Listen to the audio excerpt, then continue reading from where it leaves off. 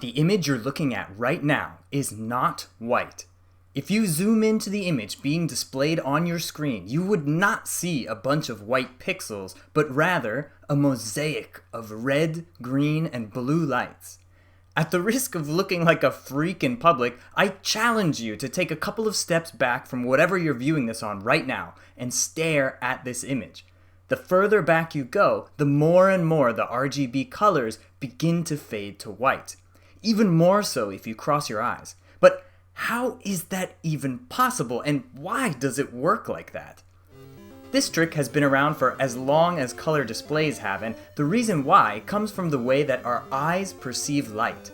The human eye contains a special type of cell called cone cells that are used to detect colors on the visible light spectrum. Specifically, we have 3 different kinds of cones for detecting red, green, and blue light respectively. With just these 3 types of cone cells, we can see every color of the rainbow.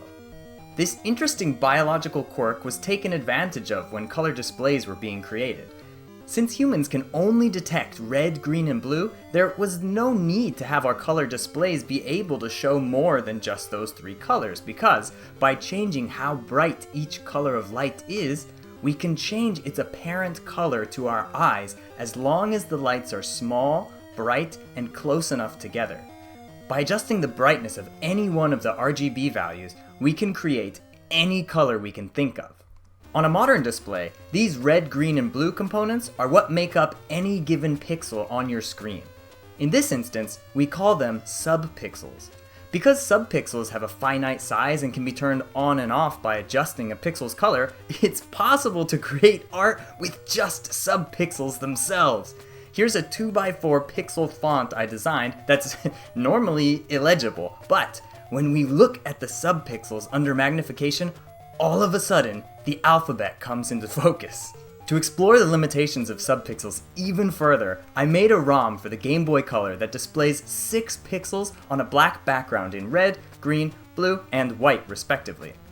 As we can see, the Game Boy Color screen is made just like our modern displays, where a single pixel is made of 3 rectangular subpixel color components. So when we display one of our base RGB colors, only the corresponding subpixel is illuminated on the GBC's screen.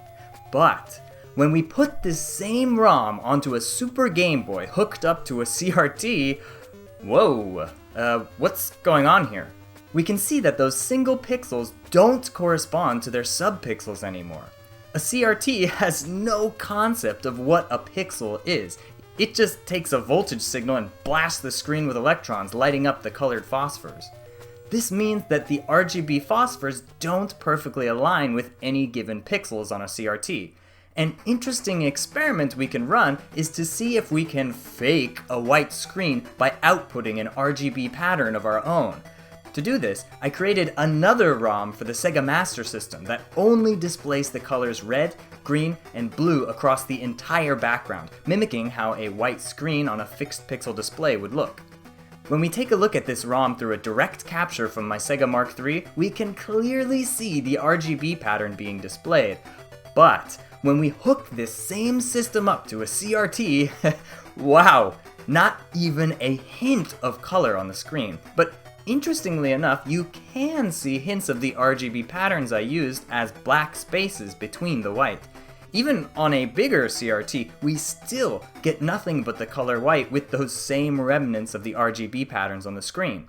It's amazing how much our anatomy determined the way display technology was designed, and it's equally amazing how much your support means to me. If you'd like to support me so I can continue making content like this, consider joining my Patreon and gain access to my weekly retro game development and progress videos, as well as all of the ROMs I make for my YouTube releases. I'm Bofner, and thanks for watching. See ya!